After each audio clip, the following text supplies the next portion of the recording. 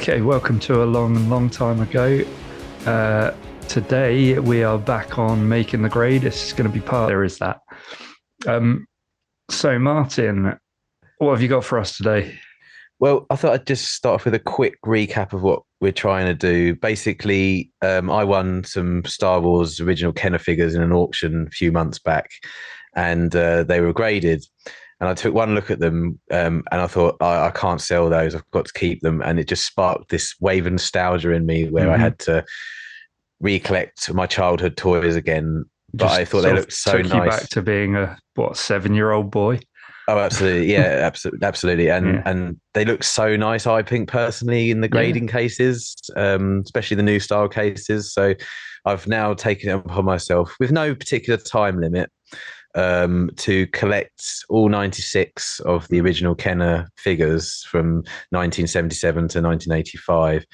I don't really think you can put a time limit on something like this either, because you don't know when these things are going to come up, and you don't know you do know how much they cost, but Yeah, finding them for the prices that you're willing to pay is something else, isn't it? yeah, we're definitely coming to that. That's for sure.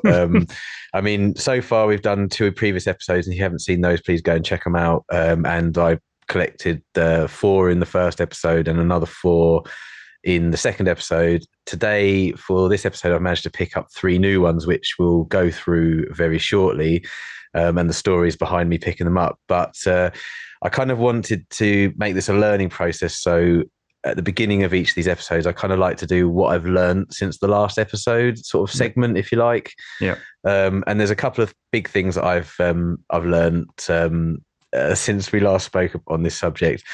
The first is the realization that this is going to cost me quite a lot of money. More than I ever fathomed, to be honest with you. I kind of went Really? into it gung ho. Yeah, I did. I went into it gung ho thinking, I'm going to do this. This is going to be easy. I'm going to do this. Yeah, this will be done before the end of the year. Yeah, yeah. I think even I joked with you, didn't I? I'll have this done within 18 months, and that's just not going to happen. So a couple of things have sort of come to light. First of all, I kind of set myself a limit of getting everything I got had to be an 85% or an 85 AFA or CAS grade and above. Mm-hmm.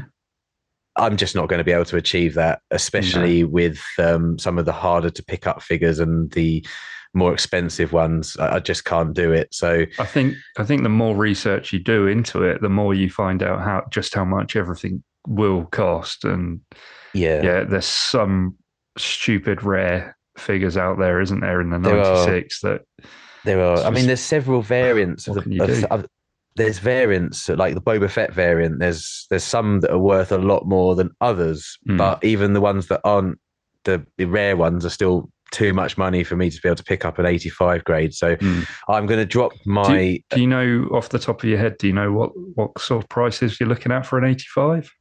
I've seen an 85 grade Boba Fett for about £250. I think I actually saw one for £175, and I think it was a Hong Kong variant. But and I'm sure we'll be corrected in the comments. But I've also heard that there's a rare Taiwan variant that it goes of upwards to £450, and that's for like an 85, or that's for an 85, yeah. And that's not even going into the last 17 figures, which are the last 17 that they released. Some of those are just astronomical 85. I mean, we're talking close to £1,000 for some of them. So that's I'm going to drop my grade to 80% on UKG and 75 is it 75 plus on AFA. So that's the first thing. The second thing is if I'm going to do this, and I'm deadly serious about doing it, is I'm going to have to part with some of my personal collection in order to fund this. What? So not the vintage collection? Yeah, some of the vintage collection. Seriously? Yeah, I've had a long, hard think about it. And the thing with the vintage collection is I have pretty much every figure, as we've highlighted in the past, but I also have nearly every single variant. And I'm not particularly a variant collector. So as long as I've got a figure of that VC number, I'm happy. I was getting a little bit concerned there, I must admit. no, don't worry. I would never. For example, there's three Revenge of the Sith Anakin Skywalkers that you can buy with the same card back.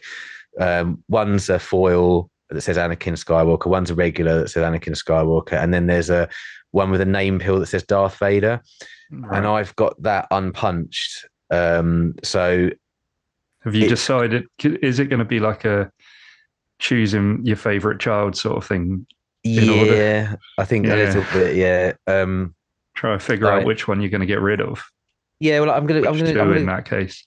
I'm not going to go mad and do it all quick fire, but I'm going to have a think about it and think carefully about which ones I want to move on, and then I'll use the proceeds from those funds in order to buy some of these Kenner graded figures, and then obviously I'll pick them up as and when I can. So really much they're the things that I've kind of learned this month, and it's more of a personal learning. Like pulling back the curtain on it all, you and I have both been messaging each other throughout the week, and obviously I've got my challenge going as well, where I'm trying to pick up a load of bounty hunters in the vintage collection, and they're also bloody expensive in some cases. I was looking at Jango Fett today. It's can't get it cheaper than 175, I think. Yeah, at the moment. And we were both saying, really, like you can't bankrupt yourself doing this. You've got to be sensible about it. So, like, the sensible move is to start shipping things out, and you're making space as well. So, I mean, essentially, you're right, Adam. This is a hobby, isn't it? And like with any hobby, you want to be able to pay the bills at home. But still continue doing the hobby, and I think I've done what's behind me over many years, and it's not something that I've done really quickly. So it'll be the same with this, and it'll be more fun doing it that way as well, because I'll make new contacts, and we've already made so many new friends, I suppose you could say, on Twitter and Instagram and on YouTube, who've been offering such great advice about the way to do this challenge and your challenge as well. Yeah, it's been great. Like the community, it's crazy. I wasn't sort of prepared for how good this community of creators and collectors is. Really, it's awesome. Yeah. I mean, absolutely, and please keep giving us that advice, because I found it invaluable, to be quite honest with you. A quick question before you get onto your figures. You've still got 3 vintage collection figures that you haven't got hold of. What do you do if you come across one of those at a decent price? Well, the 3 figures, just to remind everybody, is I think it's VC112, which is the Imperial Stand Trooper, the one with the orange pauldron. Stand Trooper, yeah, and the other 2 are Salacious Crumb and the Mouse Droid, which were 2 mini cards that were released with the SDCC Death Star set in 2010 or 11, I think it was. I've actually been looking at one on eBay at the moment, a Sand Trooper that's coming up, and I think it's on £53 at the moment, being bidded on, and it runs out on Sunday. So I'll keep an eye on that. So I'm not saying no to picking that up to just finish the single carded collection, but let's be quite honest. We've talked in length about the Mouse Droid and Salacious Crumb on a card, and I've not seen any for under £450. They are so pricey. Since 5-6 years ago. So and they're in such short supply, I would imagine that if anyone's got one and they're willing to sell, well, or give us, you'd have to really like our content for that. For that to happen. But so I think the amount of money those 2 little cards would cost, I could pick up 3-4 graded Kenner figures, which is bizarre if you think about that. It is. I think I might put those 2 on the back burner for the time being, and concentrate on the Kenner figures at the moment. It's about priorities, isn't it? Definitely. Yeah. Right, let's get into it then. Yes, right. Sorry, without further ado, the 3 new figures that I've managed to pick up this episode, or previous to this episode, The first was a 1982 Lando Calrissian skiff guard disguise even. Its country of origin is Hong Kong. It's UK graded 85%. And I won it in an auction for an absolute bargain price of £55.50. Oh, brilliant. Yeah. Yeah. Yeah, Really, let's really not happy with forget you're that. still doing your auctions. So, Yes. yeah. Yeah. So, Yeah, not much to say about that character. I mean, we all know Lando Calrissian. We all love Lando. yeah. And yeah, Yep. brilliant. Just a nostalgia check. Again, I had that figure when I was a kid. Loved that figure. Yeah, It's so great to have it back because I lost the helmet when I had the figure, and so yeah, it's a great figure, and I'm glad to have it back in the yeah. collection. Excellent.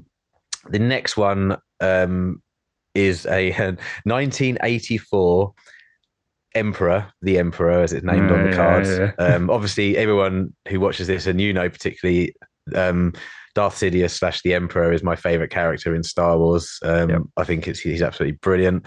Everyone always goes on about how bad Darth Vader is the baddest man in the universe, but no, he's not. Doesn't hold a flame to Darth Sidious. Sorry, sidetrack. Yeah. He's a no Standard. country of origin marked on him, so I don't know where he came from. Right. So is this a frequent occurrence, like in some of these figures, that some don't get marked up? Yeah, yes, that's something I've learned. There's several countries that are sort of embossed on the back of the legs or the arms of these figures, but some of them aren't at all. And again, I haven't found out why that is. I've learned that some factories around the world had parts made in a certain country, then the parts were sent to another country and assembled and painted and then packaged there. Okay. So that I don't know if that has anything to do with it. I don't know, Yeah. but if anyone knows, let us, tell us in the comments. yeah. Now that was UK graded 90% gold. Whoa. Yeah, so it's a really top quality figure. Yeah. And I won that in auction for £72. Yeah. I mean, it was really such a bargain. I feel like a lot of people might have missed out on that one then. Yeah, I mean, I must have just been lucky. There's a lot of cases that you hear where a seller will put many things on sale for at the same time, and people are bidding and bidding for the other things, and they've run out of money to buy everything, and then your lucky buyer comes along and picks that one up. And I must have been the lucky buyer because I think that is an absolute bargain for a high grade. That's a steal for a 90% grade. Now I think we've spoken about it before about how the AFA grading might just be that little bit better. Somebody mentioned it in the comments recently. So, you're almost looking at that being an 85 plus. Yeah, 85 plus right? Maybe, yeah. I mean, 85 plus on AFA from what I've heard is, it's pretty good. Yeah, it's a very good grade, and that's what collectors are looking for. Definitely. Yeah. Yeah. So yeah, really happy to have him in my collection. Again, another one I had as a kid. I didn't have them all as a kid. But yeah, this was definitely one I had. Do you have a rough idea of like how many you might have had when you were a kid? Just the one. I mean figure like from the original. Probably about 45 to 50 of the original 96. Okay. I probably had. So I had less than half of them. So yeah. So yeah, really happy with that. Now the next one, there's a bit of a story behind the last figure that I picked up. I'm sure everyone who's watching this and is into collecting has watched the YouTube channel Action Figure Grader. Now he does a video every now and again of things that he would buy. It's called If He Had the Money, and he basically highlights things for people on YouTube that are absolute bargains. And if he had the money, he would obviously buy them himself. And I was watching one of his videos, and a 1977 Obi-Wan Kenobi with the grey hair, not silver hair, with a country of origin of Hong Kong, UK graded 85%, was available as a buy now on eBay for £150. Now he said the condition and the this figure in general, at £150, it was an absolute steal. And he really wishes he could get it or something along those lines. Yeah. And so as soon as I watched this video, I went on to eBay, which I tend to do when I watch his videos, and had a look. And there was a best offer option. So I said to the seller, I'll give you £135 for it, or offered him 135, and he came back and accepted it. And I was really shocked because, so, well, this is the most expensive. You must not watch the action figure grader then. No, no, not at all. And I've lost the plot. I forgot what I was going to say. But all in all, I was really shocked and really happy to get it. Oh, that's what I was going to say.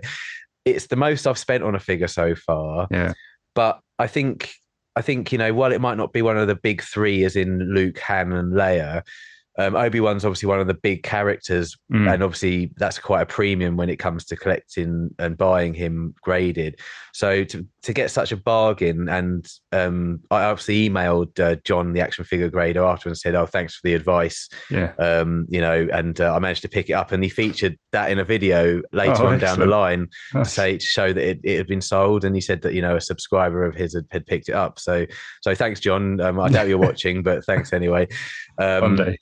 Yeah. So yeah, no, that was absolutely great. So those are the three figures I've picked up since the last episode, and they're all three big stunners, really. I think so. Yeah, Lando, the Emperor, Obi-Wan. Yeah, and I mean, I'm sure people will agree with us. If you do, whack that down in the comments too. Like, you'll agree that was some absolute steals there.